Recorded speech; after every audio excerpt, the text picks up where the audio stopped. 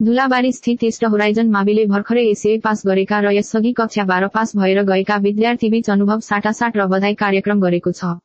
सोमबार विद्यालय परिसरमा 2081 सालको एसीए र यसअघि कक्षा 12 पास भएर गएका विद्यार्थीबीच अनुभव आदान प्रदान र बधाई कार्यक्रम गरेको हो।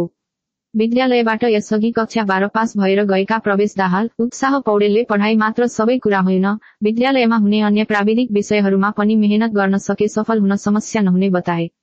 तोरी पिसाएपछि मात्र तेल निस्कन्छ, त्यस्तै अभिभावक, विद्यालयको वातावरण, शिक्षक र व्यवस्थापनको मायाले हामीभित्र लुकेको प्रतिभा पनि प्रस्फुटन गर्न सके असम्भव केही नभएको उनीहरूको भनाइ छ।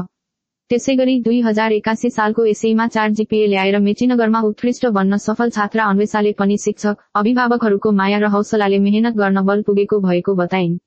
विद्यालयकी हेड क्याप्टेन समेत रहेकी अन्वेषाले धेरै नपढे पनि कोचिङ लगायत कक्षाको पढाइलाई नै फोकस गरेर मेहनत गरेको उनको भनाइ छ। कार्यक्रममा मेचीनगर नगरपालिकाका शिक्षा, युवा तथा खेलकुद शाखा प्रमुख होमनाथ भण्डारीको प्रमुख आतिथ्यता रहेको थियो। कार्यक्रममा प्रमुख अतिथि भण्डारी, शिक्षकहरू तुलसीराम घिमिरे, ईश्वर घिमिरे, प्रेमनारायण डागी, पूर्व विद्यार्थीहरू प्रवेश दाहाल, उत्साह पौडेल, 4 जीपीए ल्याउने छात्रा अन्वेषा श्रेष्ठ लगायतले आफ्ना अनुभव साटासाट गरेका थिए। इस्ट होराइजन माविका प्रिन्सिपल सञ्जीव राईले अध्यक्षतासहित स्वागत गरेको कार्यक्रमको सञ्चालन शिक्षक विकास ग्वालले गरेका थिए। विद्यालयले यसपटक एसईमा 107 जना सहभागी थिए।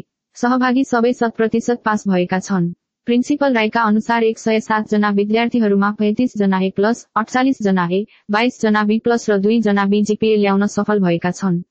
भर्खरै एसईमा पास हुने र यसअघि कक्षा 12 पास भएर गएका विद्यार्थीबीच अनुभव साटासाट गरेर एक प्रकारको विद्यार्थीहरूमा उत्प्रेरणा जागोस् भन्ने हिसाब यो कार्यक्रम आयोजना गरिएको प्रिन्सिपल राईले बताए। मेचीनगरमा होराइजनले पहिलो पटक एसईमा 4 जीपीए ल्याउन सफल भएको छ। यस्तै र -9 खुट्टीडागी स्थित पारिजात पब्लिक स्कुलकी नुब्सा लिम्बू थलङले पनि 4 जीपीए ल्याएकी छन्।